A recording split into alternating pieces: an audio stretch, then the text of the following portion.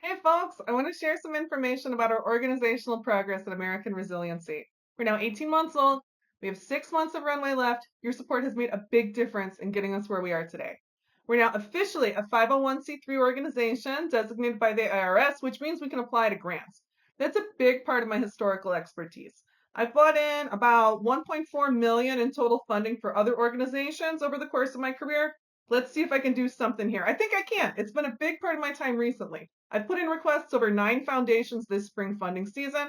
See if any of them work out. After I get some feedback, I have another group of foundations I'll be approaching in late spring, early summer. In the meanwhile, I've had to upgrade all our web stuff because our website has been getting too much traffic. Good problem, right? If any of you have been waiting for a specific request to give, we need another $60 a month to keep the website running at the capacity it now needs to meet demand.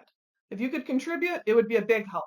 All of our operational expenses prior to this upgrade were being covered by donations from viewers like you. That support has been crucial to our growth. Keeping our web presence going has a real impact. We haven't been breaking the internet or anything, but we're reaching about 1,000 new people every month. Unique people, not bot traffic, real people.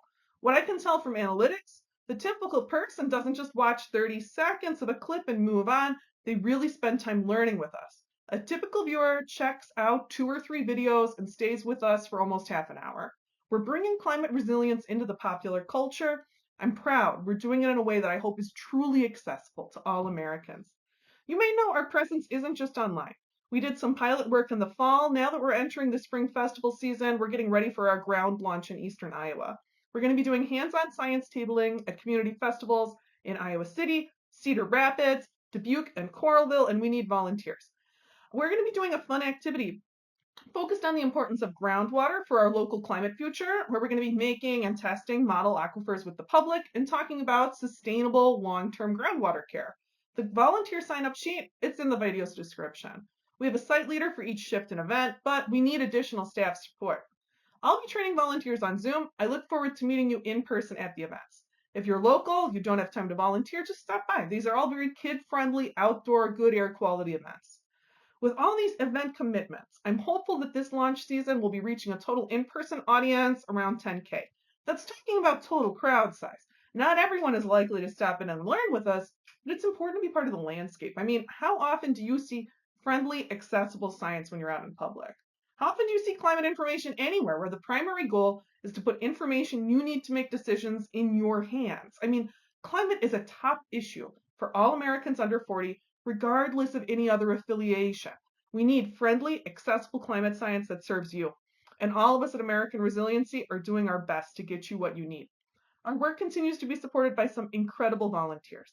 Kyle, Brian, and Mike continue to put in a lot of time for AR. As we expand on the ground, tabling volunteers are going to be contributing dozens of hours in April. It's a big effort.